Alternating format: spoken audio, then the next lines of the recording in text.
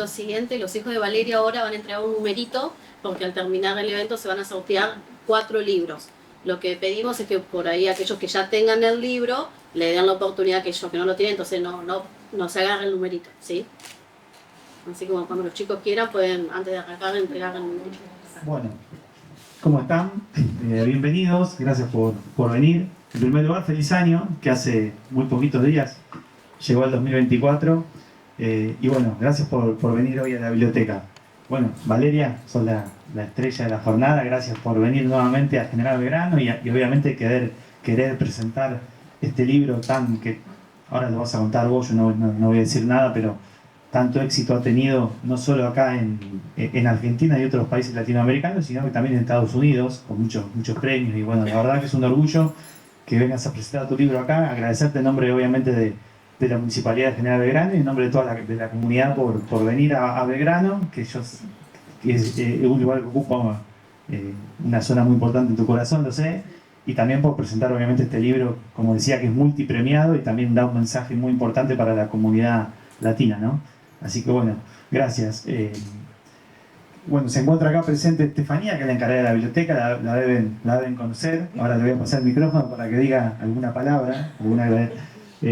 Pandora, a quien también agradezco mucho, que va a ser la moderadora de esta jornada. Y después, porque me contaba Pandora, bueno, ella le va a hacer unas preguntas a Valeria, que va a contar un poco toda la temática del libro. Y después, bueno, va a haber un espacio importante para que haya un ida y vuelta con todos ustedes, que puedan preguntar, hablar con Valeria, que se genere un intercambio que es muy importante, ¿no? Gracias también, hay gente de la comisión de la biblioteca, Sí. Que están sentados por acá, Celina y alguien más, que después le van a dar también un presente a Valeria, a Vale. Así que bueno, nos ha quedado un poco chico el salón, Sí. que está bueno. Quedó. La verdad que le decía a Steffi que para más adelante vamos a tener que ver cómo ubicar y poder tener un poco más de salón para atrás. Alguna biblioteca la ubicaremos diferente para tener más espacio en el salón. Así que bueno, gracias y bueno, te paso a vos, Steffi, que saludes. Bueno, gracias por venir a todos. Vale, un placer tenerte acá, te agradezco un montón. Bueno, yo más que agradecida y gracias a todos ustedes que comparten conmigo también este momento para mí muy importante.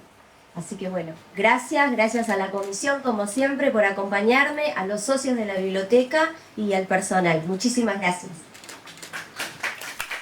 Bueno, ahora sí, vamos a comenzar.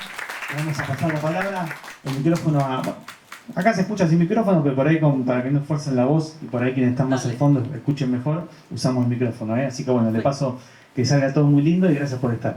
Gracias. Muchísimas gracias, quiero empezar agradeciendo. Rodrigo, gracias por todo tu apoyo. Steffi, gracias por estar acá. Y Pandora, que desde el primer momento, hace un tiempo, que cuando te di mi libro dijimos, hagamos algo más adelante.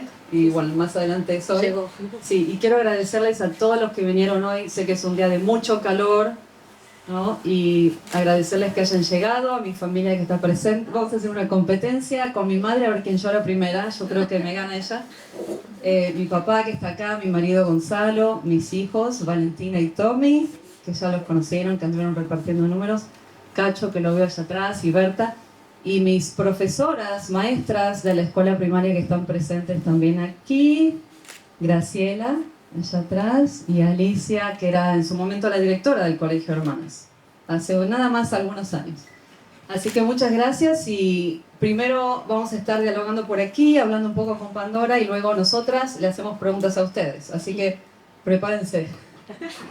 Bueno, bienvenida Valeria a General Belgrano, a este lugar que sé que es muy especial en tu vida. Gracias a todos por acercarse y compartir este momento. Hace más o menos un año Valeria se acercó a esta casa, me obsequió este libro y lo estuve leyendo en su momento, lo repasé para esta presentación y para dar inaugurado el evento me gustaría por ahí compartirles 2 fragmentos que me preparé que describen un poco las temáticas de las que trata este libro, que es realmente maravilloso. Dice Valeria en uno de sus capítulos: nuestro salto colectivo tendrá lugar cuando dejemos de intentar cambiar a los demás y cuando tengamos bien clara la intención de explorar las profundidades de nuestro ser, para empezar a darle un giro a nuestra realidad personal desde adentro. Dice también Valeria, más adelante, somos creadoras muy poderosas. De la misma manera que tienes el poder de crear felicidad en tu vida, tienes el poder de crear miseria.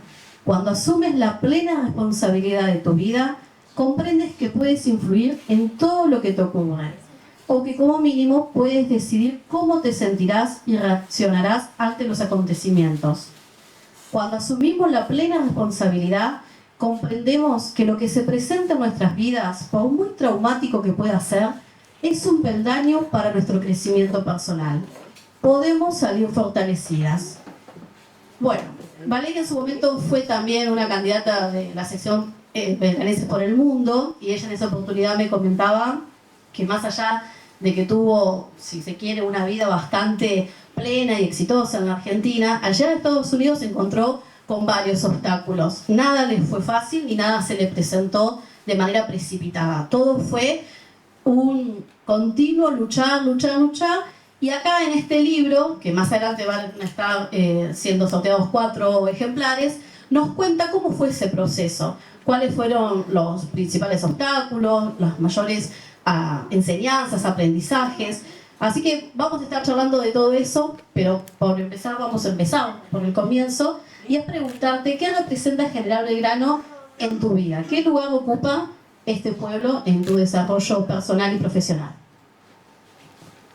General Belgrano es el lugar donde nací. Viví acá 18 años hasta que me fui a estudiar a Buenos Aires. Y luego en Buenos Aires viví creo que nada más que 8 años o algo así, muy poco. Y luego en Estados Unidos. O sea que fue el lugar de Argentina donde más viví. Y hasta hace poco fue el lugar del mundo donde más viví. Porque hace unos 21 años creo que nos fuimos a Estados Unidos. O sea que era el lugar donde más tiempo había pasado. Y me marcó mucho. Parte del trabajo que yo hice fue entender cómo la forma en que nos crían y los mensajes que recibimos de chicos nos marcan por el resto de la vida. Entonces, mirando hacia atrás, todos esos mensajes que yo recibí acá creciendo en Belgrano fueron muy importantes para lo que siguió. Por eso yo mencionaba a mis maestras que están sentadas aquí presentes. Fue muy importante para mí el apoyo de las maestras cuando me decían, como me inspiraban a ir por más, o me decían que yo podía, que era posible, como que yo sentía ese apoyo, ¿no? Y a veces no es tanto en las palabras exactas que la persona te dice, sino en la energía que le pone. Y me acuerdo que Graciela una vez me pidió mi carpeta, que le iba a usar para el año siguiente, y dije, uy, yo debo ser buena alumna que me pide mi carpeta a la maestra. Todavía me acuerdo de esa vez. Entonces todas esas son cosas que te van dando confianza, digamos, y por supuesto mis padres, ¿no? Todo el camino que ellos recorrieron, y yo desde chica escuché siempre que yo iba a ir a la universidad. Y hoy en día, el trabajo que yo... Gonzalo está sintiendo, te veo, mi marido está sintiendo. Hoy en día el trabajo que yo hago con la comunidad latina ya, hay mucho de esto de que los padres no se animan a soñar en grande, porque por ahí, uy, no tengo la plata, o no sé cómo va a ser, o entonces muchas veces sin querer los padres pueden limitar un poquito a los hijos, o se transforman esas barreras en una realidad. Pero si algo que yo aprendí de mis padres, ahora que soy madre también, es con nuestros hijos soñar en grande sin importar que todavía no sabemos cómo vamos a llegar ahí, si va a ser posible o no, si vamos a tener la plata o no. O sea, eso es lo importante, como tener una visión de lo que es posible y no ponerse barreras por anticipado, ¿no? Aunque uno no sepa cómo va a llegar ahí o cómo... Yo jamás me hubiera imaginado que me iba a vivir a Estados Unidos, nunca. No estaba en mis planes para nada.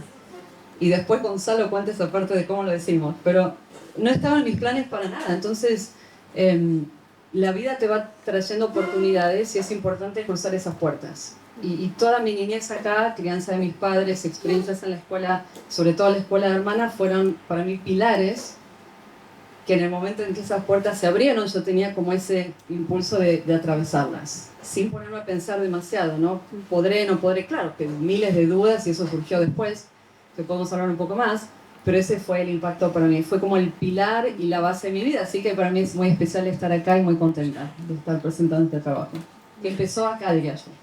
Bien. Bueno, a lo largo del trabajo vos das cuenta de muchas barreras, ya una vez que te arrancaste en Estados Unidos, iniciaste tu vida profesional allá, que refiere un poco al colonialismo, ¿no? De hecho, el título del libro es Latinas descolonizadas. ¿En qué momento vos percibiste que tenías ese poder oculto, dormido?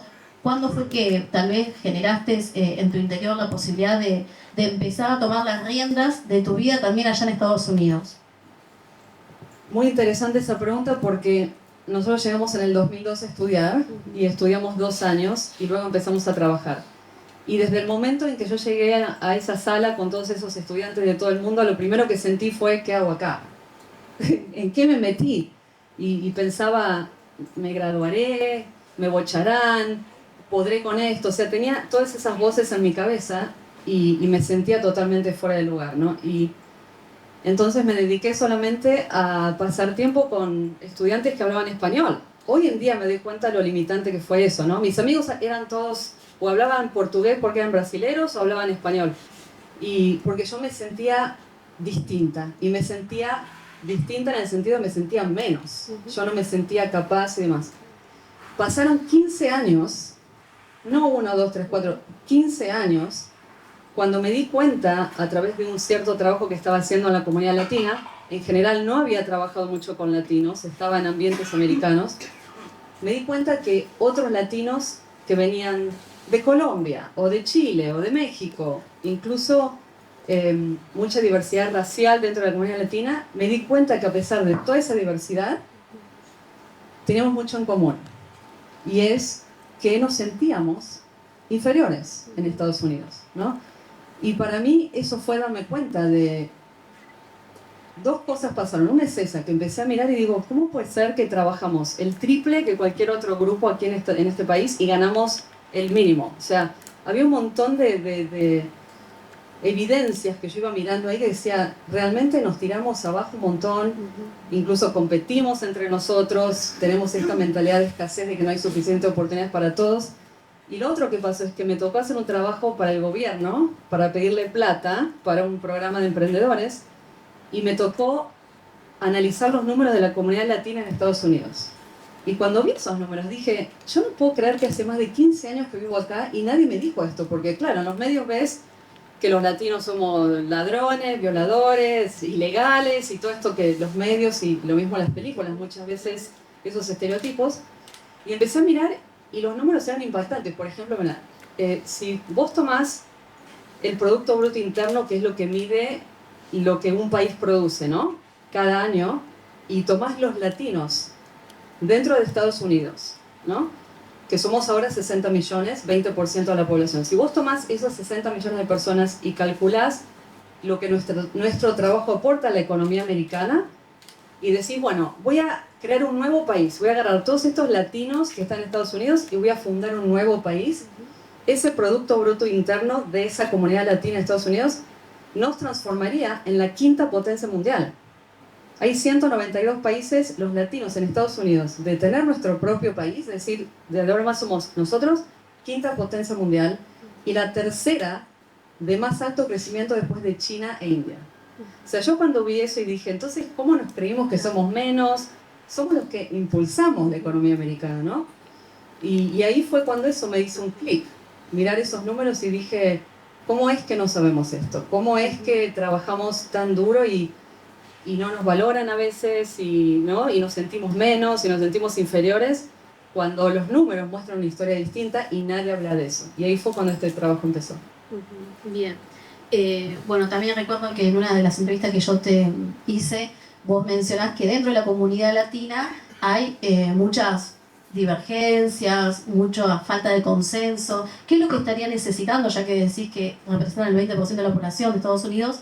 ¿Qué necesita la comunidad latina para poder desarrollarse aún más? Hay muchas oportunidades. Es una comunidad joven.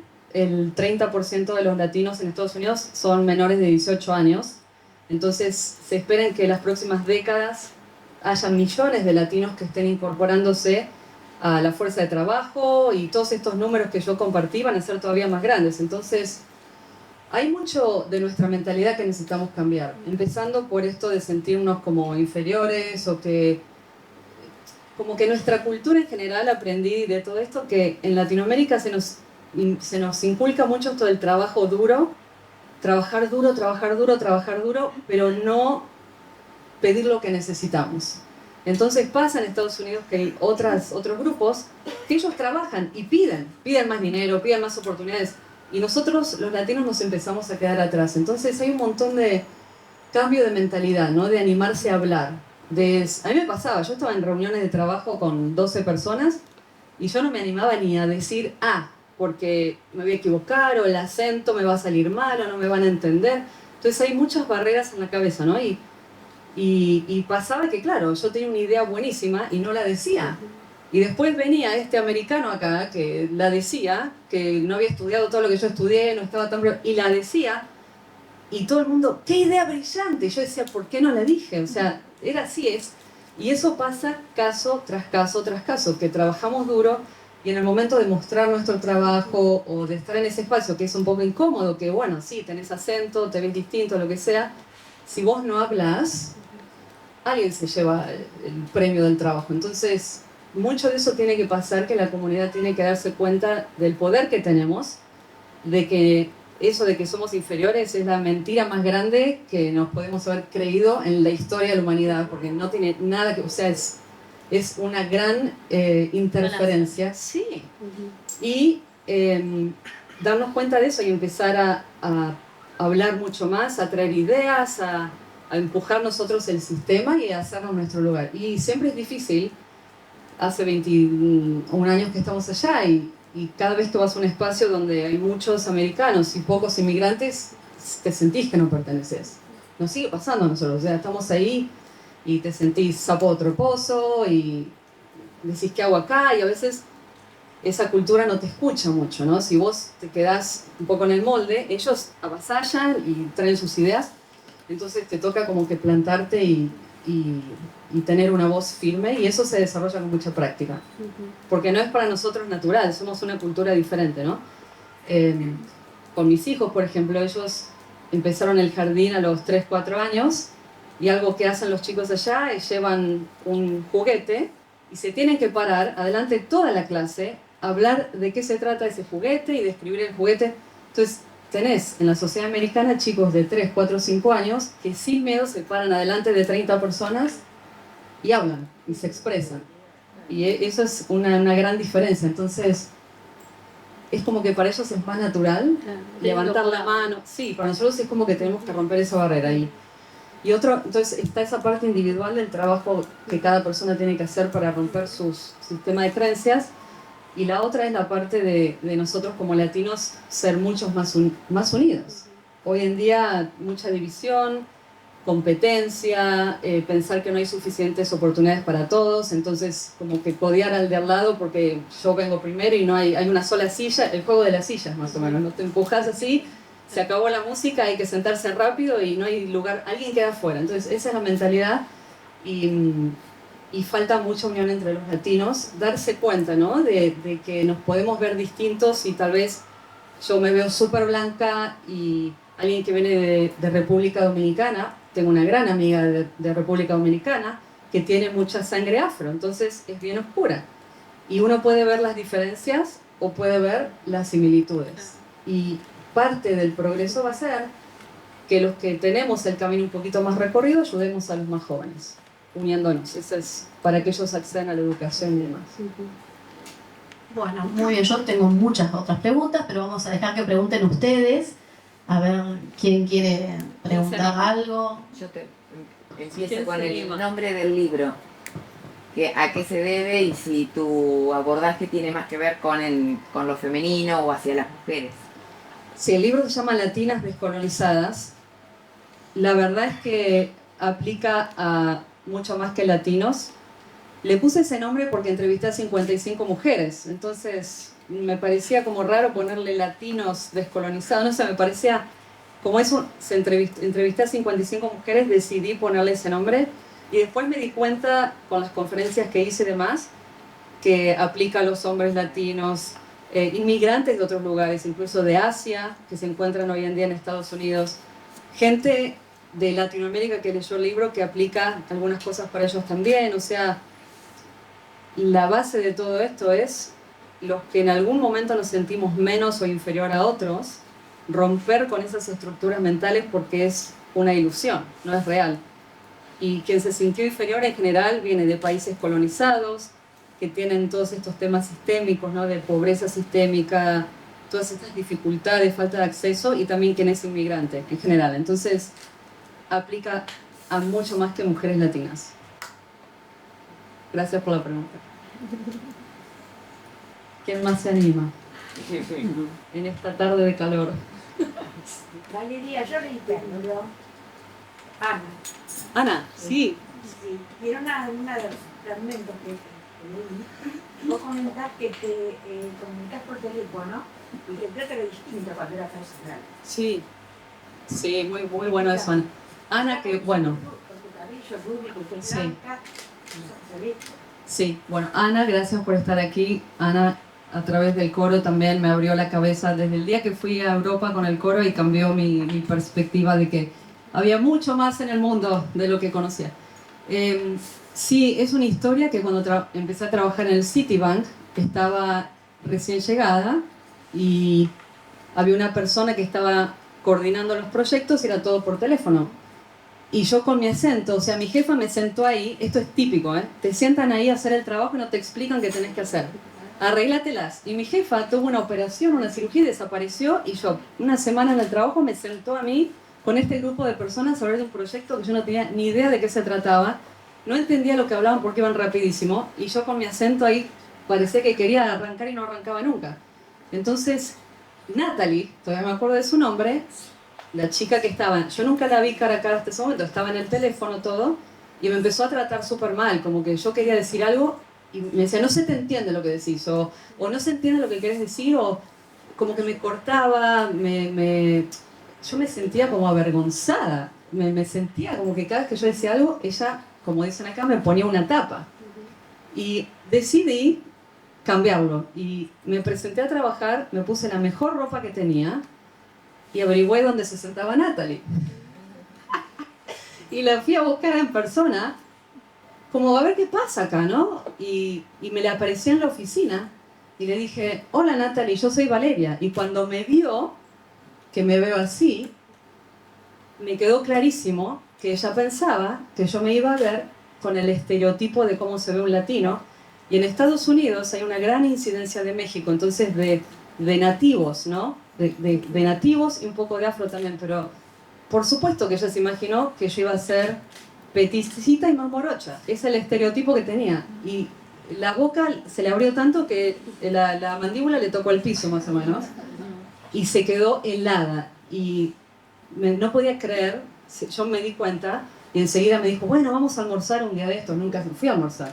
Pero eso fue una gran enseñanza. Fue cómo nos ven cuando escuchan un acento, ya se imaginan y te empiezan a tratar como trapo de piso muchas veces. No digo todo eso, ¿no? Esta persona en particular. Y algunos ejemplos que después se repitieron. Y por supuesto también tenés el caso opuesto. Gente americana, nacida allá, súper blancos, tal vez no más blancos que yo siempre digo que yo me veo más blanca que los americanos blancos, y que me han abierto muchísimas oportunidades. También tuve eso, ¿no? Que a pesar de mi acento y todo, me abrieron las puertas y me dijeron, queremos que trabajes acá, este proyecto es para vos, te presento a esta persona, y hay mucho también de eso. Pero hay que reconocer que ese estereotipo existe. Y nosotros también lo tenemos. Todos tenemos esa parte de los estereotipos de los demás. ¿Cómo nos esperamos? Si yo te digo hoy alguien de África, en tu cabeza se aparece un tipo de persona. Si te digo alguien de México, se aparece un tipo de persona. Un alemán, se aparece un tipo de persona. Entonces ya, todos tenemos un estereotipo.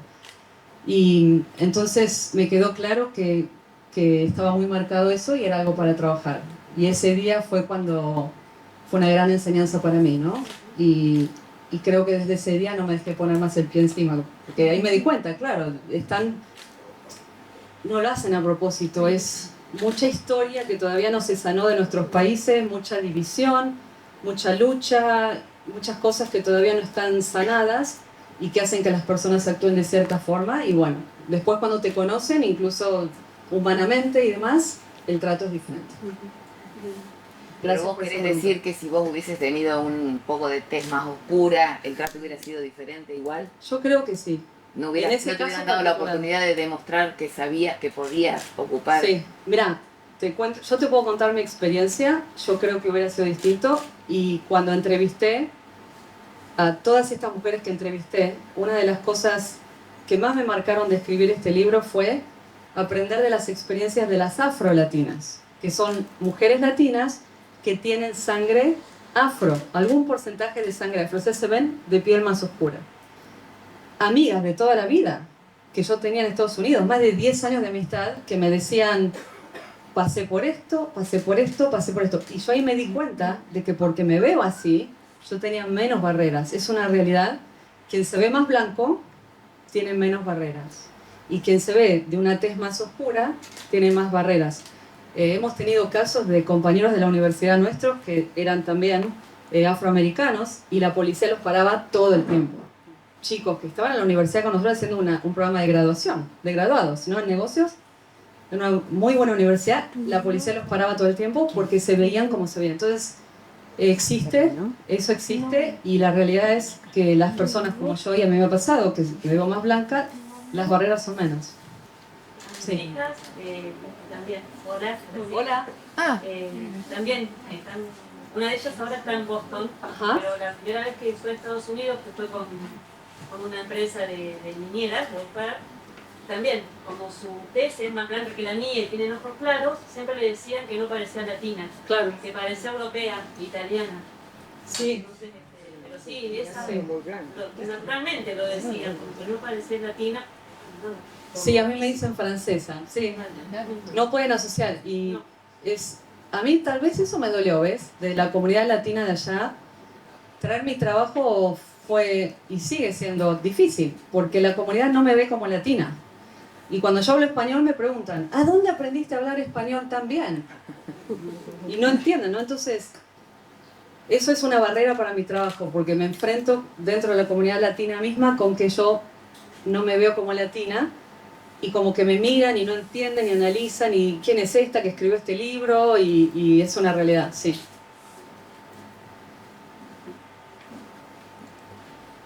¿Qué crees que le quede a alguien que lee tu libro? ¿Qué buscas con tu libro? ¿Cuál es tu objetivo personal? Mi objetivo, y Más allá de que lo lean, ¿no? Sí, sí, Lo compren y lo lean. Hay que leer mucho. Esta biblioteca antes estaba en el edificio de la municipalidad, y yo era la que, creo que si daban puntos, yo tenía los más millones de puntos, porque era todo el tiempo. Leer es súper importante. A mí me sirvió para hablar mejor inglés también. Cuando empecé a leer libros en inglés, me enseñó a hablar mejor inglés. Cuando leía libros en español, me ayudaba a no tener falta de ortografía. Así que leer es súper importante. Lo que yo quisiera que quien lee este libro se lleve es, y es lo que escucho de personas que lo han leído, es que se sienten vistos o reconocidos. Hay mucho que no se habla, particularmente en Estados Unidos. Hay ciertas luchas que las personas tienen, de cómo se sienten, y no se animan a hablar de esas cosas en su lugar de trabajo. Imagínate que no puedes ir y decirle a tu jefe que te sentís inferior y que en la reunión no te animas a hablar, o que sentís que tu acento es un limitante. O sea, las personas no dicen esas cosas porque tienen miedo de las represalias, o que se los vea como que, ¿no?, que se limitan o que ya no tienen potencial. Entonces, se compensa con el trabajo duro. Cuanto más inferior te sentís, más duro trabajás para compensar, ¿no? Y entonces mucha gente allá no habla de lo que le pasa, no se anima, y lo que me han dicho es que con este libro sienten que alguien por fin puso en palabras lo que sentían, ¿no? Que algo que nunca se animaron a decir. Y eso es lo que a mí me gusta, ¿no? Que decir cosas, y a veces me meto en problemas, digo cosas que por ahí otros no se animan a decir, pero alguien lo tiene que decir. Alguien lo tiene que decir. Entonces el libro es un poco de eso, y cuando hago mis entrevistas les prometo que no publico nada que no quieran publicar, o va anónimo, entonces se despachan con todo y ahí vamos. Pero es eso, es ayudar que esas voces que las personas tienen dentro, que puedan salir y que se sientan escuchados, reconocidos, muchas veces por primera vez. Una pregunta, Valeria. Vos decías que se trabaja muy duro acá y que por ahí no se visibiliza, pero allá también trabajan muy duro. Sí. Entonces, habrá otras recompensas diferentes a las que hay acá, pero bueno, vos no tuviste tuviste obstáculos, como dijiste, pero Sí. también te ayuda un poco el hecho de que tenés ascendencia alemana y todo eso, que te ven más, no como dijiste vos de las africanas y todo eso, Sí. pero en el aspecto este del trabajo duro en la Argentina y allá, ¿qué tipo de comparación haces vos? Yo diría que experiencia laboral acá habré tenido 6 años, una cosa así, y allá mucho más. Claro, Acá se trabajaba duro, pero allá se trabaja duro como una forma de supervivencia. Se trabaja duro para que te acepten, se trabaja duro para que te respeten, se trabaja duro para que te escuchen, se trabaja duro para vos sentirte valiosa, se trabaja duro para que sentís que perteneces. Y eso es muy desgastante. Y Claro. en general, cuando trabajas duro desde ese punto, sí, puedes tener tu recompensa económica, tu carrera puede crecer, pero puedes enfermarte muy fácil. Y a mí me pasó en el año 2016 que tuve que cortar porque tenía un grado de estrés crónico terrible. Y esa es una realidad, ¿no? Cuando trabajas duro para llenar esos espacios de ese vacío que sentís, el desarraigo, el destierro, el no pertenecer, el que no te acepten, ¿no? Y sentirte distinta e inferior, se trabaja duro, pero con mucho... se empuja demasiado duro y te afecta la salud. Es lo que he visto, y cuando vos mirás las estadísticas allá de quienes están con todos estos temas, colapsos físicos, emocionales, son en general las comunidades que se le dice de color. Los latinos, los afroamericanos son los primeros en Claro. tener más dificultades y tener este tipo de barreras que afectan incluso su salud. claro. Sí. Gracias. Gracias por la pregunta. Y ya que sigo preguntando, Sí, sí. el sistema de salud, ¿cómo Sí. es? Carísimo, Carísimo. más vale no te enfermes. Sí, sí. Bueno, Si tenés que ir a la guardia a pedir una curita, te pueden cobrar $700 mínimo, Ah, o sea, bueno. y de ahí para arriba. Entonces, eso es complicado. En Argentina, en algunos lados, todavía las guardias en hospitales públicos no cobran, sí, y eso ya no existe. No existe, entonces, más importante todavía cuidarse la salud, tratar de no enfermarse, porque incluso conseguir un medicamento no es fácil. Algo que sea con receta es andar, pagar primero y $300, $400, y después de ahí a la farmacia a pagar otros tantos para que te den el medicamento. Entonces es carísimo. ¿y la educación con los chicos? La educación también es cara y se toman préstamos de por vida. Ese es un tema que se está hablando ahora mucho, que hay muchos jóvenes muy endeudados que pueden pasar 20, 30 años desde que se graduaron, o sea, de mi edad más o menos, 50 años, y siguen pagando su préstamo de estudiantes. Entonces, sí, es así. Tienen la facilidad de que te dan el préstamo, pero después te tienen pagando, claro. igual con la casa, ¿no? Es así, tenés facilidad a 30 años, pero hay que estar Hay que pagando pagar. los 30 años cada mes, y ahí te da el miedo de perder el trabajo. ¿Y qué pasa si pierdo el trabajo y no puedo pagar? O sea, entras en esa rueda que el sistema un poquito te atrapa. Claro. Sí. La vivienda también es cara. Sí, depende de la zona, pero sí. Sí, El sistema europeo. sí. Yo tengo una pregunta. Sí, Estefanía. Primero no leí el libro, quiero decirlo. Bueno, Así que bueno, estoy esperando leerlo, pero no puedo dejar de escuchar desde que comenzó esta conversación y esta presentación, que te referís a los norteamericanos como americanos, sí, sí. no como norteamericanos. Me contagié de ellos, sí. Y esto, yo que trabajo Sí. con la palabra, me resonó toda Sí. la conversación. Entonces mi pregunta va dirigida hacia ahí. ¿Vos creés que la palabra ya es una limitación mental o una barrera? Mira, es excelente pregunta. Y escuché, incluso a mí me molesta, pero ya se me ha pegado el cassette. No existe en inglés una palabra que reemplace la palabra norteamericano. Ellos no tienen una palabra, o no tenemos en aquel país, una palabra que represente norteamericano. No hay. Entonces se dicen estadounidense, que no lo dicen mucho.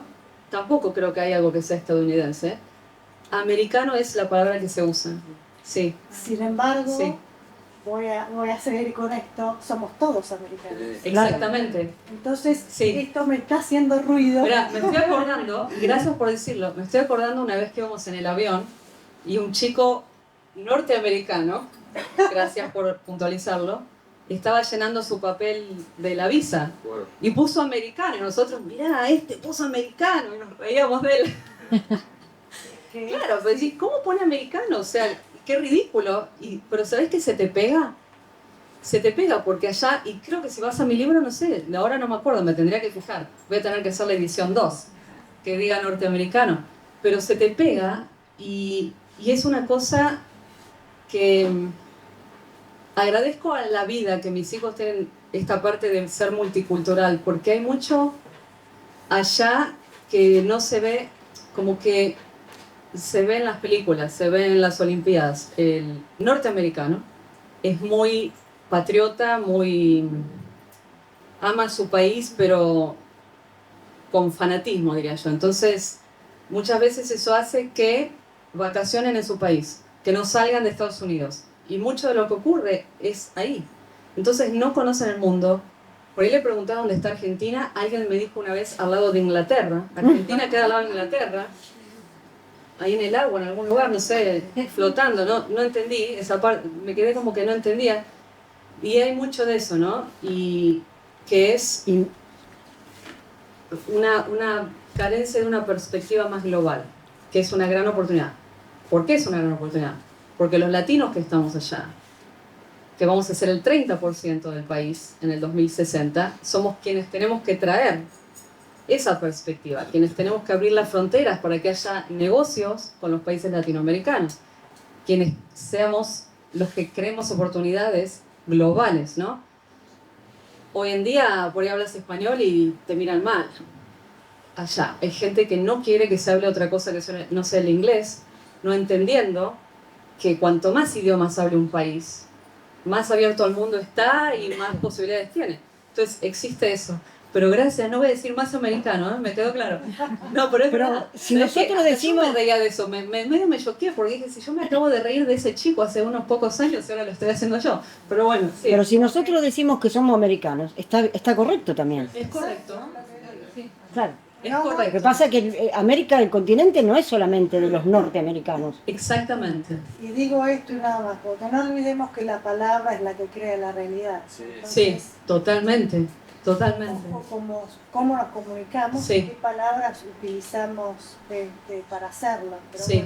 bueno, estoy Vos dirías, ansiosa por- por ejemplo, no decís americana, decís yo soy argentina. Sí, ¿no es cierto? también, es que soy argentina y soy americana. Americana, por eso Sí. está correcto decir americana. Pero es así. Y En también Estados soy Unidos, latinoamericana. Sí. Y si vamos más allá, puedo ver, a ver, ¿desde dónde me paro en el mundo?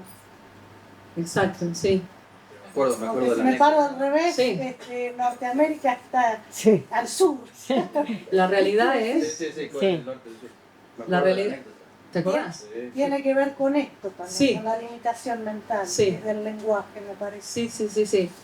Y la realidad es, para un porcentaje, no te puedo decir qué porcentaje de la población de Estados Unidos, de la frontera de México para abajo, es todo igual. Todo igual. Entonces, te habla de la falta de entendimiento, de la falta de mundo, de la falta de interés. Sí, de falta de interés. Pero lo estamos cambiando, de a poco. Allá vi un señor que quería hacer una pregunta. A ver. Hola, bueno. Hola. No, yo quería saber si tenías para narrarnos algún resultado de alguna microgestión tuya, macro, la que elijas. Digamos, fui en una dirección y lo logré. Una pequeña anécdota o lo que fuese, que debes tener muchísimas por toda la gente que has entrevistado o que has tomado conciencia de una realidad y la pudiste modificar ahí en lo micro, digamos, ¿verdad? Sí. También pienso que de lo que haces te debe dar algún tipo de satisfacción, muchísimo. Sí, te puedo hablar de una historia que tengo personal, de un espacio de trabajo donde yo era la única persona latina y era un espacio bastante machista, diría yo, donde ya hablar era bastante complicado y todo esto que yo traía, que conté antes, de que me costaba hablar o que pensaba que mi acento estaba mal como yo hablaba, que no hablaba bien y todo eso. Y decidí pedir ayuda. O sea, la verdad es que a mí me costó pedir ayuda, porque siempre salí de Belgrano, me fui a Buenos Aires. Cuando vos te metés en esa carrera de ir tras objetivos, y sos la primera en tu familia en hacer eso, en ir a la universidad, en trabajar en corporaciones y demás, es un poquito solitario, ¿no? Porque vos vas y le metés para adelante y no sabes a veces a quién pedir ayuda, porque es muy distinto a quien ya, como pasa en Estados Unidos, hace 5 generaciones que van a la universidad y trabajan en estos lugares y los padres le dan información a los hijos porque ya estuvieron ahí y corren con esa ventaja, ¿no? Entonces yo no me acostumbré a pedir ayuda porque siempre iba haciéndolo. Y ese día decidí pedir ayuda con mi jefe norteamericano blanco y le dije, me cuesta expresarme en estas reuniones. Quiero decir algo y siento esto, siento lo otro. Y cada vez que voy a hablar hay interrupción y todo esto que pasa, ¿me puedes ayudar de alguna forma? Y él me ayudó, me dijo, de ahora en más, si veo que estás callada en la reunión, voy a decir, Valeria, ¿qué te parece de lo que se está hablando en la reunión, no? Y lo hizo. Claro, el primer día yo me quería meter abajo de la mesa, transpiraba más que acá en este momento, estaba roja así, y me quería esconder, era muy incómodo, me puso ahí en evidencia delante de todos, pero eso me cambió mucho a mí la forma de pensar, porque me di cuenta de que había gente que yo creía distinta a mí, porque yo también lo puse en la vereda de enfrente. Él es norteamericano, blanco, no tiene nada que ver conmigo, ¿no? Y me enseñó a mí que hay un montón de gente que se ve distinta a mí, que tuvo experiencias distintas a mí, que están ahí, que me quieren ayudar. Y a veces es romper esa barrera y pedir la ayuda. Me cambió totalmente la perspectiva ese día. Y desde ahí, desde ese año en adelante, muchas de las personas de las que me rodeo, cuando tengo dudas o preguntas o necesito ayuda, han sido no latinos. Y me traen perspectivas diferentes y hay cantidad de gente que está dispuesta a ayudarnos. Sí pedimos esa ayuda. Ese fue gracias por la pregunta, mi aprendizaje. Más o menos era lo que querías.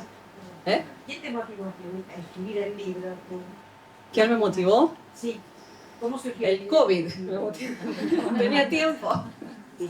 El COVID, no, me motivó que empecé a ver estos patrones. Yo también me siento así, me sentía fuera de lugar, inadecuada, ¿qué tengo acá para aportar? Y lo empecé a ver en otras personas. Y estaba en ese momento en una cámara de comercio ayudando a pequeños negocios a lanzar sus emprendimientos. Y se me ocurrió traer este tema, justo antes del COVID, a una clase.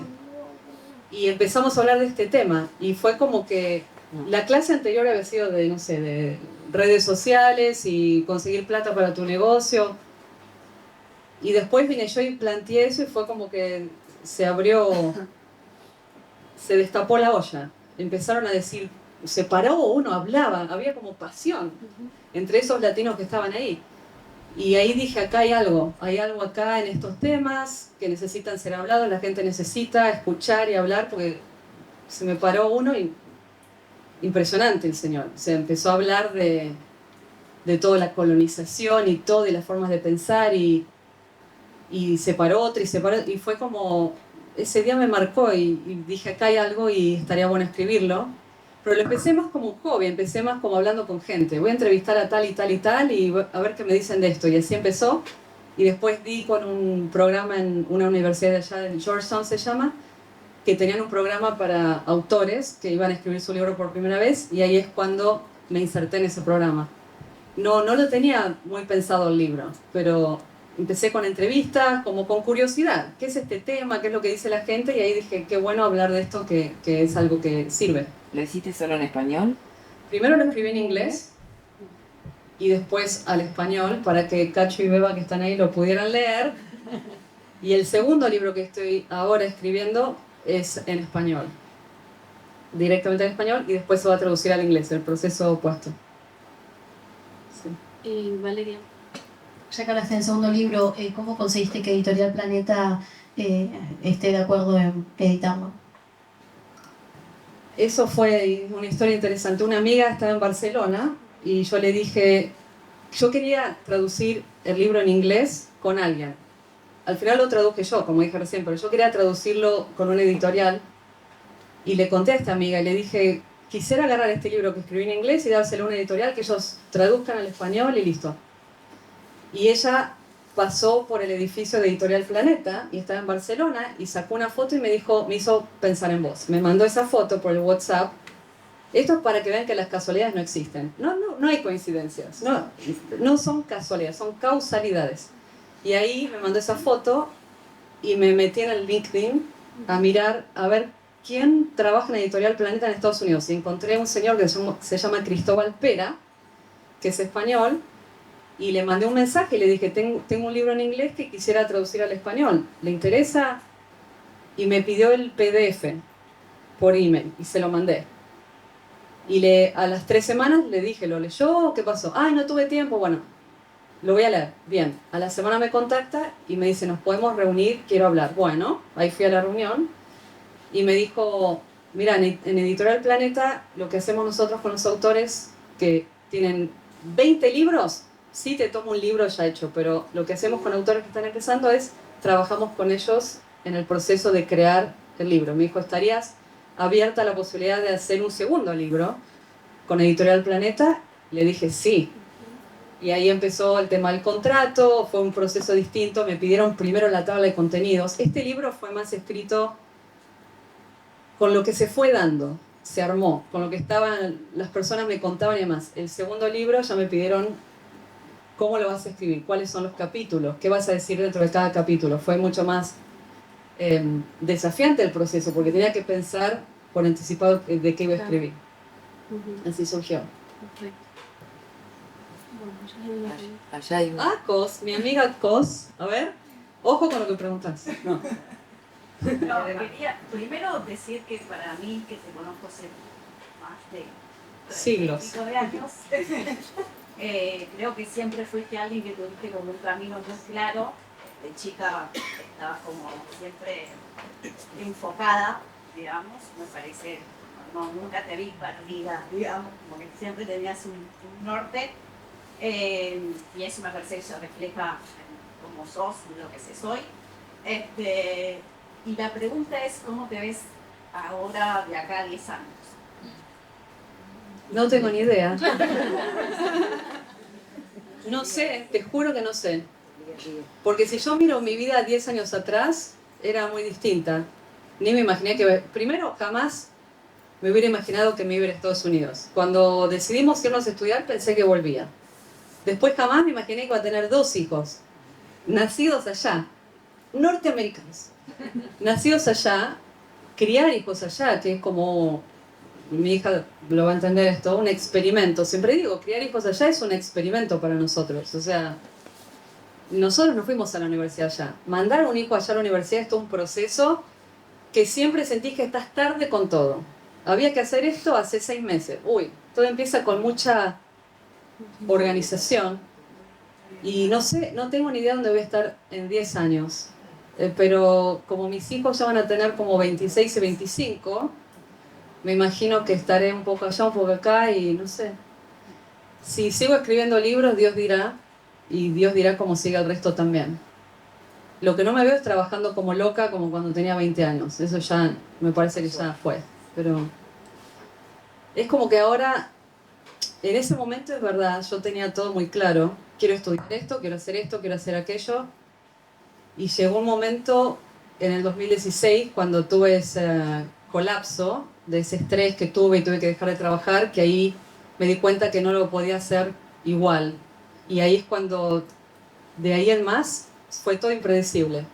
Se fueron dando las cosas, se abrió una puerta de oportunidad, la aproveché y seguí, pero no es lineal, no es más lineal. Y a veces asusta eso. Mi cabeza me dice, pero ¿cómo? Hay que planear. Mi cabeza quiere planear, quiere saber, pero aprendí a aceptar de que no va a ser posible. no va a ser lineal y va a ser lo que se vaya presentando en cada momento. Parecen las palabras de Cacho cuando nos manda a llamar. ¿Eh? Parecen las palabras de Cachito cuando nos manda a llamar. Ah, mira, El trabajo. heredé la genética. Yo quiero ver si mi familia tiene alguna pregunta. Hay que ponerlos incómodos. ¿No? ¿Alguna pregunta? Tímidos. Entregado. Yo les hago a ellos una pregunta. ¿Qué dice la página 203 de mi libro? A ver si lo leyeron. Mejor no preguntamos. Valeria, contá dónde vivís.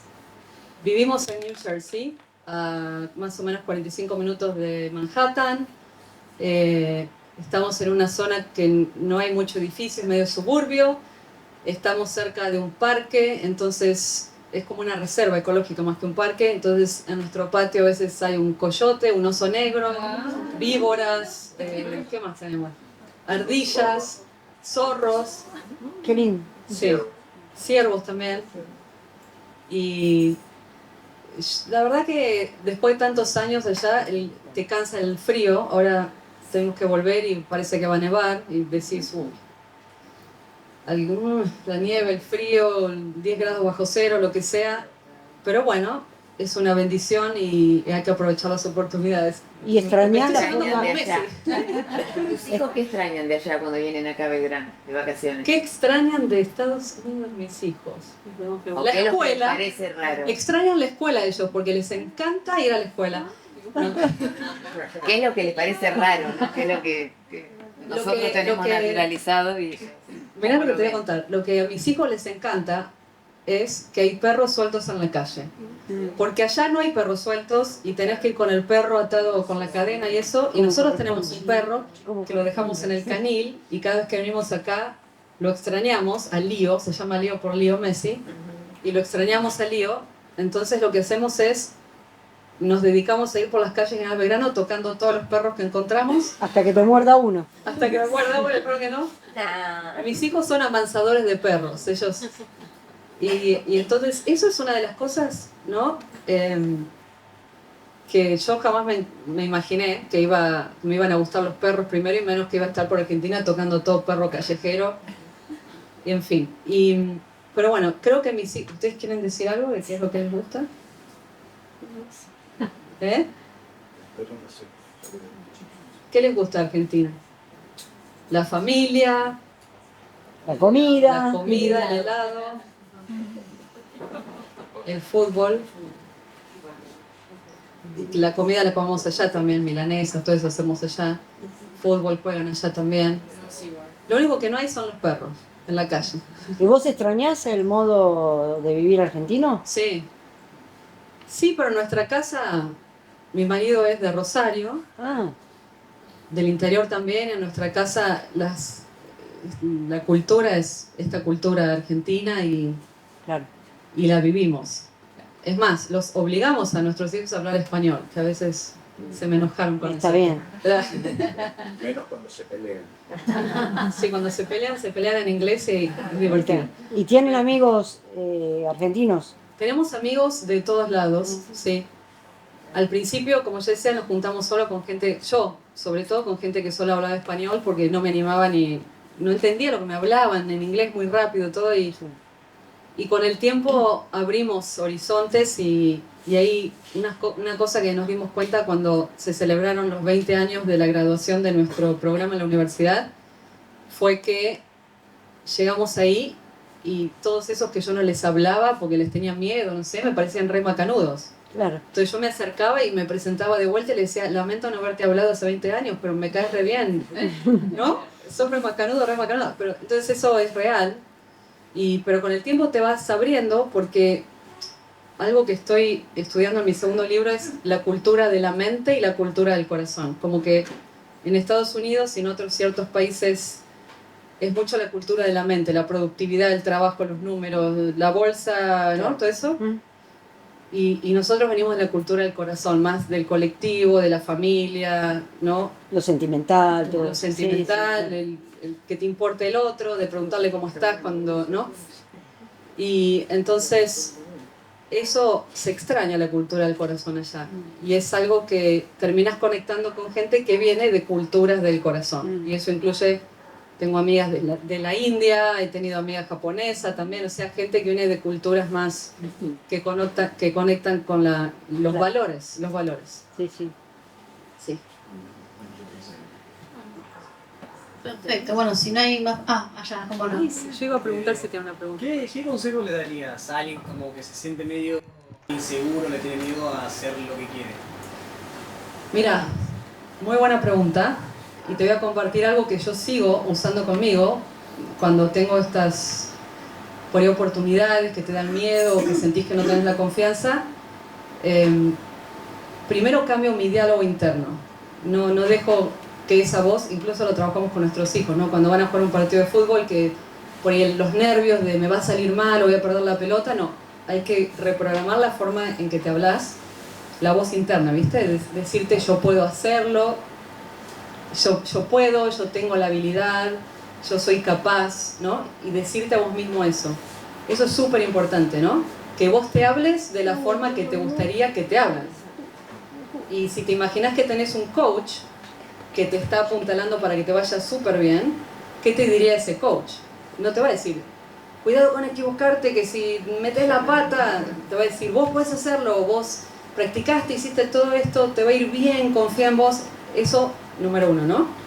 Y otra cosa que yo estoy haciendo que me súper sirvió es, porque a mí me daba mucho miedo hablar en público, ¿no? Entonces algo que yo hacía es empecé a visualizar esas situaciones. A la mañana temprano y a la noche antes de irme a dormir, visualizaba en mi mente como que estaba en esa situación. Entonces miraba todos los detalles. Estaba ahí, había gente, hacía calor, cómo me sentía yo, qué olores había, qué texturas tocaba, o sea, 5 sentidos en cierta forma, qué escuchaba. Y empecé a visualizar esas situaciones. Entonces cuando después ocurrieran en la realidad, yo ya había pasado por esa experiencia. Es como que la mente se acostumbra a que, oh, esto ya pasó, pero fue en tu imaginación. Y mira, por ejemplo, si vos te imaginás que chupás un limón, te agarra una cosa así, tu mente piensa que es real. Entonces si vos visualizás lo que vos querés que ocurra, o te pones en esas situaciones antes, cuando estás en esa situación, tu mente siente que, esto ya pasó y está todo bien y fue bien. Entonces esas dos cosas, el diálogo interno, las voces internas, y después visualizar para lo que viene para vos. Gracias. Y nada, yo les iba a preguntar, estaba ahí, el ala joven, le llamo al ala. Yo quería decirte alguna pregunta. Gracias. ¿Sí? Yo te quería preguntar, desde que fuiste a Estados Unidos a la actualidad, ¿has percibido alguna modificación, un cambio positivo hacia el prejuicio, hacia el latino, dado la globalización, dado Sí. que ahora hay más apertura, Sí. se mezclan las culturas? ¿Puede ser eso? Como algo positivo, cambios positivos. Sí, Sí, definitivamente. Con todo esto de que más latinos estamos llegando a ciertos puestos de empresas, abrimos nuestro propio negocio y el resto empieza a ver que lo que le vendieron, que éramos vagos, que veníamos a hacer el trabajo, robar trabajos a otros, o no sé, todas esas cosas que se dijo en los medios y algunas películas también. Cuando la gente empezó a ver que eso era como mitos y empezó a ver el trabajo duro que traemos, que somos súper responsables, somos muy leales, los latinos somos muy leales, y nos hacemos querer en los espacios donde estamos, por todo esto de la cultura del corazón y demás, estamos empezando a cambiar esa percepción definitivamente. Pero es en los pequeños ejemplos, es las pequeñas interacciones en tu oficina, en la calle y demás, cuando ven, ¿no?, lo que nosotros los latinos aportamos, de lo que somos capaces de hacer, ahí nos empiezan a respetar más. La situación hace 20, 30 años era muy distinta, no había tantos latinos en esos sectores, pero ahora que todos estamos creciendo y en nuestros trabajos y demás y accediendo a ciertos lugares, se están dando cuenta que tenemos mucho por aportar. Sí. Yo quería decirte algo, yo no tengo el libro, pero ya lo leí. Ajá. Y bueno, todo esto que he charlado me encantó y lo valoro muchísimo, y me llamó la atención del libro, que no lo dijimos, me parece, todavía, que, bueno, que todo ese esfuerzo que vos hiciste, que vos pusiste, que fue, porque fue el esfuerzo más de inteligencia que tenés, no te lo quedaste sola, ¿no? Me impactó eso, ¿no? Que lo usás para ayudar a otros, para poner a otros en el lugar, para tener esa ayuda que vos a lo mejor no tuviste o no pediste primero, y ofrecerla. Así que eso me encantó, igual que cuando te nombraras tu mamá, tu abuelo, tu papá, también me llegó, porque bueno, yo me parece que soy más de la cultura del corazón. Sí. Así que eso, quería felicitarte por eso, porque a mí me llegó muchísimo, me emocionó mucho. Oh, gracias. Bueno, eso es algo que traigo de mi casa también. Vamos a hacerlo llorar. Sí, mi papá, todo el trabajo de él en el municipio, en su momento, mi mamá con Cáritas, y bueno, mi hermano mayor sacerdote, como que eso está, la actitud de servicio, y que está basada en la espiritualidad, ¿no? Que es, si tenés estos talentos, ¿para qué los querés guardar y quedarte en tu casa? ¿Cómo podés usarlos para vos y para el resto también? ¿No? Porque si uno pone todo para el resto se desgasta, tiene que haber un balance también. Y cómo usás, y si realmente los talentos se van multiplicando cuando lo pones al uso de la sociedad y demás. Y a mí me da mucha satisfacción cuando las chicas latinas jóvenes en Estados Unidos que encuentran tantas barreras, por ahí ven en mi trabajo como una ayuda, ¿no? Y un poco me ayuda a seguir adelante. Escribir libros no es fácil, la disciplina es súper fuerte, ¿no? de terminar los capítulos y hacerlo bien, y entonces para mí eso también es inspiración, ¿no? Saber que alguien ayuda, por lo menos una persona ayuda, bueno, lo hacemos. Y así que bueno, gracias por esa. También está muy buena cómo está escrito, se lee como que uno lo está leyendo, ¿no? O sea que cuando circula la lectura así sin dificultad, sin tener que volver atrás, totalmente. Muchísimas gracias.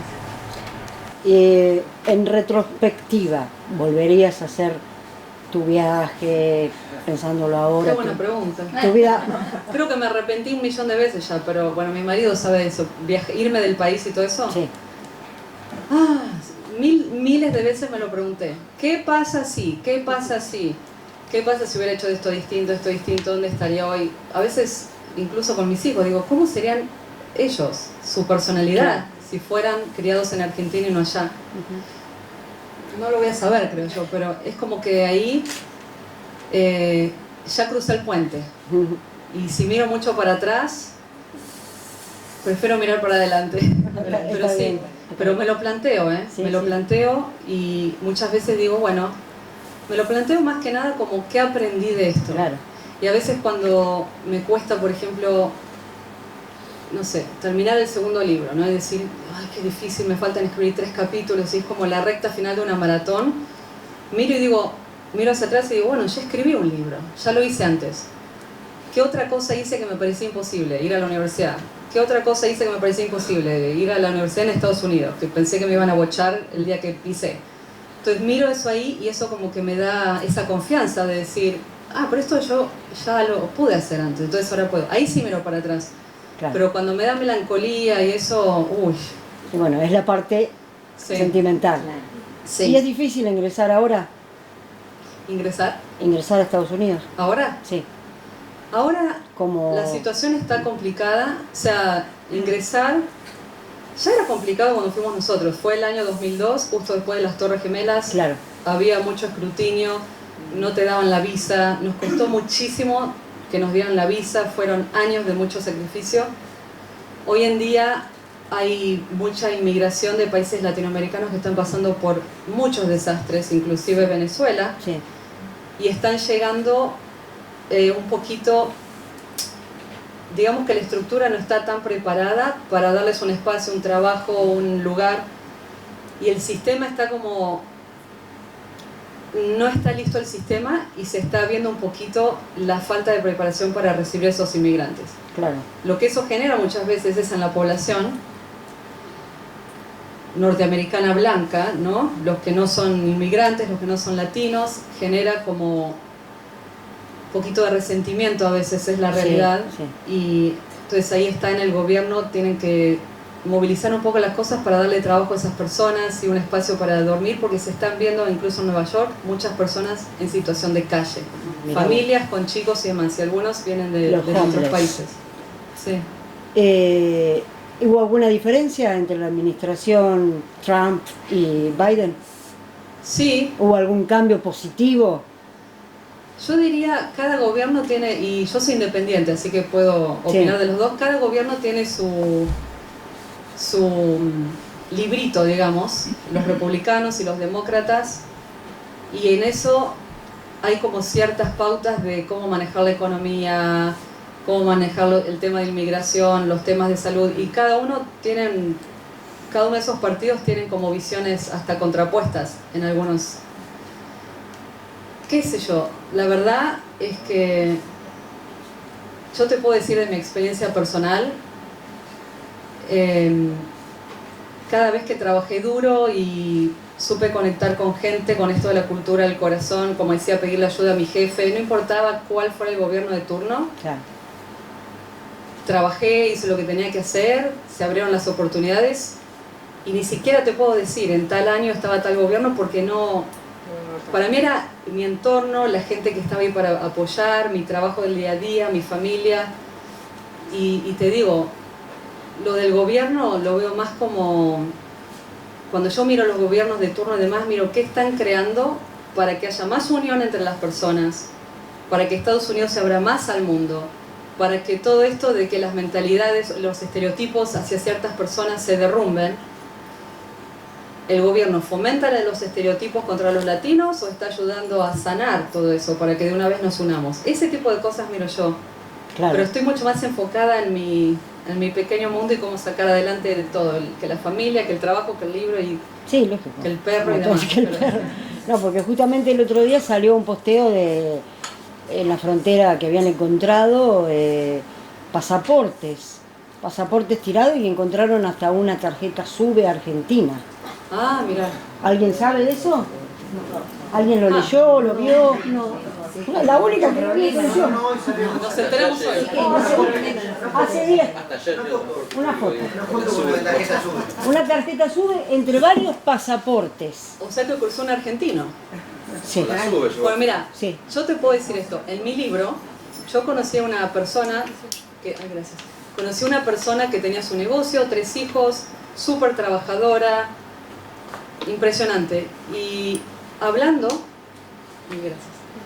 me dice, yo crucé la frontera desde México, ilegal, con 13 hombres, la historia está en mi libro, con 13 hombres siendo la única mujer, con una mochila rosa encima, o sea, una cosa más mujer imposible, y lo hizo, y yo me quedé helada, porque a mí me tiró, yo jamás había conocido hasta ese momento, sabiendo, ¿no? Nunca me di cuenta, alguien que había cruzado la frontera en forma ilegal. Claro. Después surgió otra también que había cruzado, que me enteré, ¿no? Y empezás a hablar y a entender qué pasó, de qué estabas huyendo, por qué viniste. Y lo que pongo en mi libro es que hay mucho juicio hacia quien cruza la frontera, pero nos olvidamos de que esa persona viene escapando de la muerte, del narcotráfico, sí, de la no tener pobreza, comida. de la violencia, Exacto. claro. Entonces, ahí es donde el sistema se tiene que reacomodar para, ¿no?, tener soluciones, porque esas personas van a seguir llegando. Sí. Es la realidad. Sí, por supuesto. ¿No? Entonces, y no puedes dejar que se mueran en la frontera. Tiene que haber soluciones para que esas personas se integren, tiene que haber soluciones para que esas personas, que te digo, hay ciudadanos ilegales en Estados Unidos que pagan impuestos. Mira. Sí. ¿No? Ellos trabajan y pagan sus impuestos y no tienen todos los papeles de inmigración al día, pero ellos contribuyen y demás. Entonces, y hay mucho latino, no hay como esta preconcepción de que hay mucho latino ilegal en Estados Unidos, pero si yo te pregunto, ¿qué porcentaje de los latinos en Estados Unidos pensás que es ilegal? ¿Qué número dirías, por ejemplo? La mitad, ponele. ¿La mitad? ¿Alguien tiene otro número? ¿Quién da más? Yo pienso que no la mitad. ¿Menos de la mitad? Menos de la mitad. ¿30, ponele, algo así? ¿Ilegales? Sí. No, quizás un 15. 20. 13.5. ¿Viste? Pero hubo una encuesta que se le preguntó a los latinos de Estados Unidos, ¿cuántos de nosotros somos ilegales? 80%, 70%, hay una... Sí, hay como, nosotros mismos los latinos pensamos que la mayoría de nosotros está ilegal. Claro, y no es así. Y no es así, es todo lo que se infla en los medios, todo lo Sí, que... sí, ¿no? sí. Y la verdad es que esas personas que requieren ayuda humanitaria van a seguir llegando como llegaron por siglos a Estados Unidos. Y a otros países. Y a otros países como los que acá cruzan también. desde África con las pateras a las islas, Exacto, todo. exacto. Lo que no hay que hacer es olvidarse, ¿no? Si 4 generaciones antes vinieron tus bisabuelos, tatarabuelos, sin nada, huyendo de la guerra, ¿por qué yo ahora pisotearía al que está tratando de emigrar? Claro. O sea, tenés que darle brindarle la si mi mano. abuelo y bisabuelo, tatarabuelo, que sea, pasó por eso, Claro. ¿por qué no buscamos soluciones? Sí, exactamente. Perfecto. ¿Vos no entendés que forma parte un poco de la naturaleza humana el hecho de no tener satisfacción a lo mejor en la tierra donde cada uno ha nacido y trasladarse, porque en definitiva estamos frente a una persona que me parece súper inteligente y un placer haberte conocido, y decir que también vos te trasladaste en cierta forma, o sea que hay como una tendencia. O sea, la Argentina, vos viste que se formó de gente que vino de Europa hacia acá, ahora los hijos o los nietos de esas personas están yéndose a otro lugar, y vos viste que desde África, de esa sabana de África, de acuerdo al ADN material, dice que salimos para todo el planeta. Entonces como que sigue ese movimiento, digamos, permanente. Y bueno, después empezaron a ponerse esas barreras administrativas donde dice que de un lugar hacia el otro, de un río hacia el otro, hay otras leyes, otra cultura, otra forma, qué sé yo, pero no me parece que es como una cosa natural del hombre, que viene intrínseco en el hombre el hecho de querernos desplazar. Es más, internamente, de La Plata te vas a Mar del Plata, de Mar del Plata te vas a Córdoba, a lo mejor con microemprendimiento, esas cosas digamos que puedes hacer en otra ciudad, ¿y por qué no lo podés hacer acá si es lo mismo? Sí. Es inherente al ser humano. Inherente al ser humano, Puede ser. compartís eso, puede ser que a lo mejor a vos te llevó a Estados Unidos eso, no podría haber sido a lo mejor CEO de una empresa por tu capacidad acá en Argentina, a eso me refiero. Sí, yo creo que tiene que ver con como el progreso, dónde están las oportunidades. Claro. Como que vamos persiguiendo siempre las oportunidades. Y a veces eso hace que uno por ahí idealice una cultura. Nosotros cuando llegamos a Estados Unidos, para mí me quería esconder, me sentía, este país tiene todo solucionado. Se veía de afuera como primer potencia mundial, país que tiene todo solucionado, saben lo que hacen. Y una vez que te insertás en el sistema, estás viendo, no se sabe también lo que se está haciendo, ¿no? Tiene falencias, hay muchas oportunidades, ¿no? De hacer las cosas mejor, que lo ves cuando estás adentro. Es como que compraste una casa por fuera, cuando te metiste a la casa, la plomería no andaba, el agua caliente no salía, el techo se te cayó, o sea, hay cosas que empezás a ver desde adentro que de afuera no veías, pero tu pregunta de movilizarse y demás es oportunidades, ¿no? Es, para mí, personalmente, buscar dónde están las oportunidades. Y ahora creo que en este momento de la vida es donde yo puedo ser más feliz también, ¿no? Antes era trabajo, ya casi con 50 años estoy mirando, bueno, y el resto de mi vida, dónde va a ocurrir o qué va a pasar, o no creo que sea donde estoy en New Jersey por mucho tiempo más, demasiado frío ahí, me gusta estar en la naturaleza, entonces es también eso. Y yo tengo que admitir que yo creo que soy como la eterna insatisfecha. Yo te puedo decir, yo leo mi libro hoy y algo le voy a encontrar que digo, ay, eso no está bien. Pero es mi personalidad y a veces no ayuda mucho. A veces ayuda porque como que busco, medio perfeccionista también, y busco, ¿no? Seguir trabajando en algo, las oportunidades, moverme, ir, venir, y a veces es, algún día podré conformarme y estar contenta con esto y quedarme acá donde estoy un tiempo. Me he salido de trabajo después de 3 años, no estuve en ninguna empresa más de 3 años, parte de lo mismo, pero hay personas que están mucho tiempo en el mismo lugar, en la misma empresa, también depende de cada uno, pero esa es mi experiencia personal, sí, de búsqueda, siempre buscando.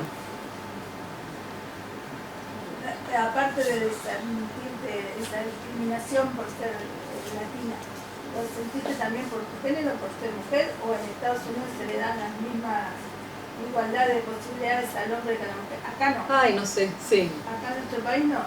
Sí. Allá. Y, Yo hablo en las películas sí. por ahí que hay muchas gerentes o mujeres, ¿no? Se ve mucho, Sí. es muy común.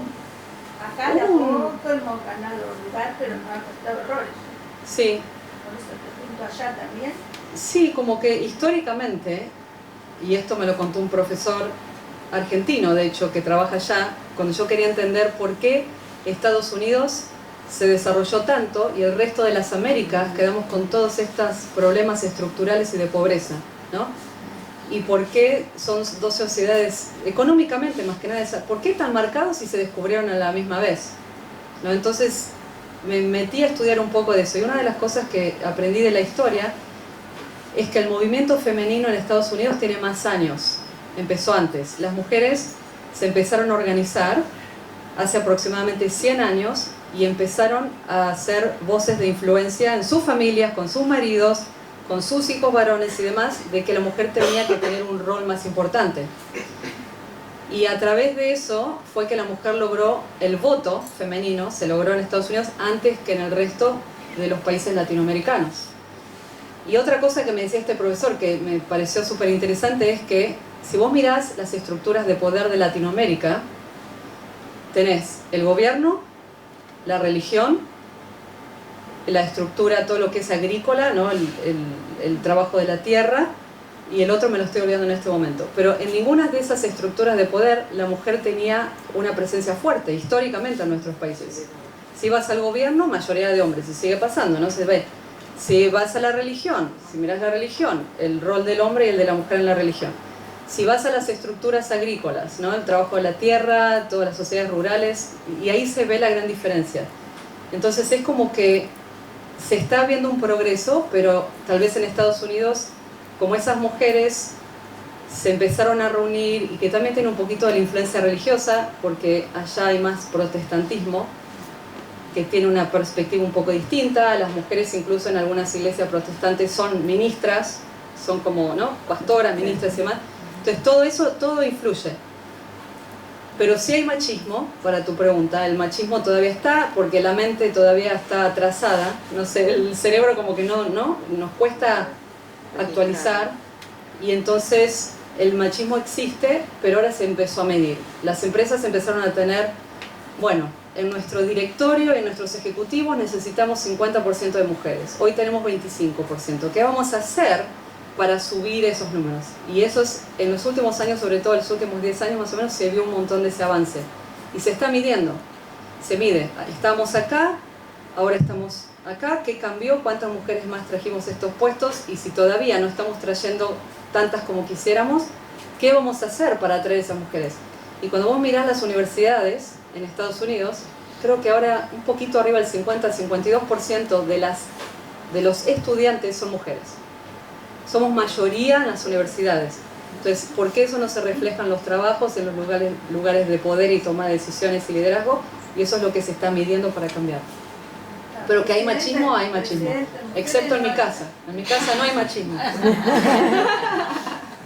Mujeres presidentes no había ningún. Te iba a decir eso también, claro. Por lo menos en Latinoamérica se da. No hay mujer, eso es Pero sí vicepresidente. Sí, pero sí vicepresidente. pero no presidente. No. Y hay que ver cuándo cambia eso también. Como que las empresas lo empezaron a medir. Las empresas y el gobierno, como las senadoras y todo eso, hay mucho empuje para cambiar eso, pero sí, algo como el rol del presidente, todavía no hubo una mujer, increíblemente en Estados Unidos mujer. Por ahí tiene que ver. Tal vez mi hija. La mujer tiene más, en el hogar siempre es más necesaria, no sé qué opinan los hombres, pero siempre históricamente ha sido y seguirá siendo un poquito más necesario el hombre. Y no es, Eso es cultural también. no es no es The Crown, por ejemplo. ¿No es de? The Crown. La serie. No es The Crown. Ah. No ahí, la vi esa serie. ahí tenés, recién ahora está el rey, después de cuántos años. Siempre eran las mujeres. Sí, todo está moviéndose y cambiando, y las generaciones más jóvenes ya ven las cosas muy diferentes. Sí, totalmente. Sí, y ya vienen Sí, los con chicos, otra sí. mentalidad y menos barreras y Sí, la cosa va a seguir cambiando. Menos barreras, sí. Menos Sobre todo, sí. Bueno, si les parece vamos a proceder con el sorteo de los libros. ¿Querés, Steffi? Sí. ¿Alguien que haya llegado después de la entrega de los numeritos? ¿Tiene numerito? No veía que quiere entrar en el sorteo. ¿tú quieres ser uno? ¿Puedo? Sí, ¿querés el micrófono? ¿Me permitís decir algo, Valeria? Sí, decí. ¿Se puede? Sí, decí. Nosotros con Beba queremos en primer momento agradecer a la gente de la biblioteca que le abrió las puertas a Valeria para que pudiera hacer esta reunión que ha hecho hoy. En segundo lugar, mientras ella hablaba de su experiencia, yo pensaba el fruto del desarraigo. Para nosotros como familia, con Beba, nos fue, nos es y va a ser duro el desarraigo de ella y de su familia hoy. Porque si bien los medios de comunicación que tenemos hoy nos permiten vernos o nos permiten conversar todos los días, no es lo mismo. Ellos vienen una vez por año y están repartidos entre dos familias. Así que esto que ella ha expuesto es el sacrificio de su desarraigo y también de Gonzalo, que la acompañó, y de estos dos chicos que aunque le hacen renegar, también la acompañan. Y por último, agradecerle a toda la gente que vino a escuchar esto, porque esto, más de una charla por un libro, es una puerta a la cultura, y entiendo que nosotros estamos agradecidos por el apoyo que le han dado a ella, porque yo sé que estaba muy nerviosa, a pesar de que no lo dijo, y hoy le pregunté antes de salir y estaba muy nerviosa. Así que muchas gracias por la presencia.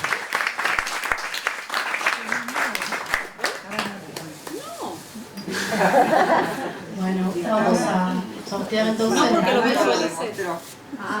Sí, Vamos a ver. Tienen que visualizar a ver quién lo va a ganar, ¿ves?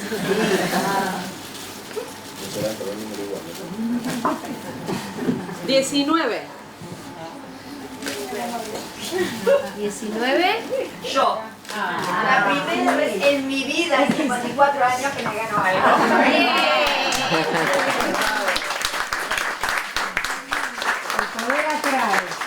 Vamos a sortear 4 y después si quieren vienen los 4 ganadores, se los entrego, hacemos una foto. Lo firmamos, vale. ¿Cuál te llevas en la edición? 02, vamos a mostrar como con la lotería. 02, ¿quién tiene el 02?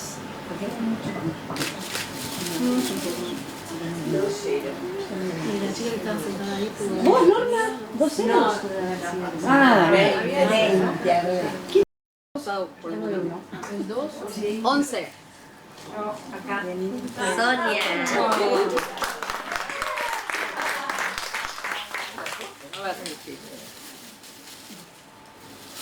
Al 2 capaz que lo tenía Graciela, que se fue. Ahora salió el 12, bueno. ¿12? Sí. Yo. Ah. Un latino de colonizar. Entonces el libro lo voy a leer. Sí. Ahora lo van a tener por partida doble. 20. No más.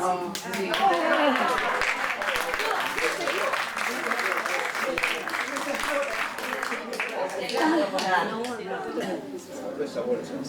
11, 12, 19 y 20. ¿Qué número raro? 11, 12, 19 y 20. Bueno. Sí, 12. Si quieren acercar. Bueno, acá por sugerencia de mi esposa, mirá, sabés quién lleva los pantalones en la cara. Me hizo una mirada lógica y entendí que hay que donar. No voy a donar para otra persona porque ya está en la caja. Ya está en la familia. Muy bien, muy bien. ¿Y quién es tu esposa? Muy bien, gracias. Ese es un nombre muy inteligente. Para no meterse en problemas. ¿Cuáles son los números? 10. Todo correlativo. Todo correlativo los números. ¿Hay algún número que sea difícil? Para una joven. Está bien. Bueno, hacemos, se los entrego, hacemos una fotito. Sí.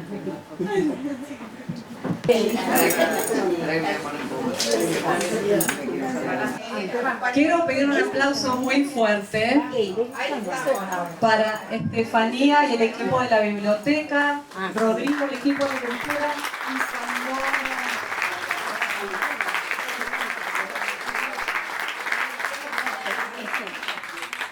Y a Pandora, que se leyó todo mi libro, que marcó algunos párrafos para leer y que me viene acompañando desde aquella primera entrevista hace un tiempo. Ya te quiero agradecer muchísimo tu trabajo, tu compañía, las preguntas y todo lo que hicimos juntas hoy.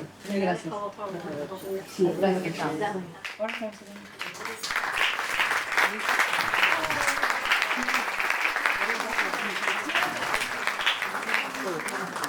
Sí, yo por eso. Ahí se digna la comisión de la biblioteca, le entrega unas flores a Valeria. Pónganse para la foto. La socia número 2 se mira.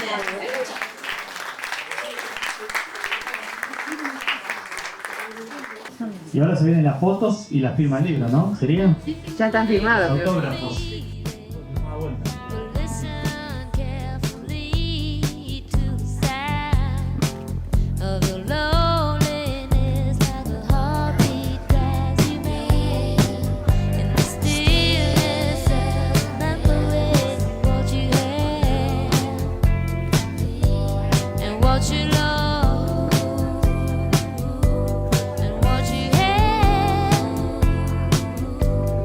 What you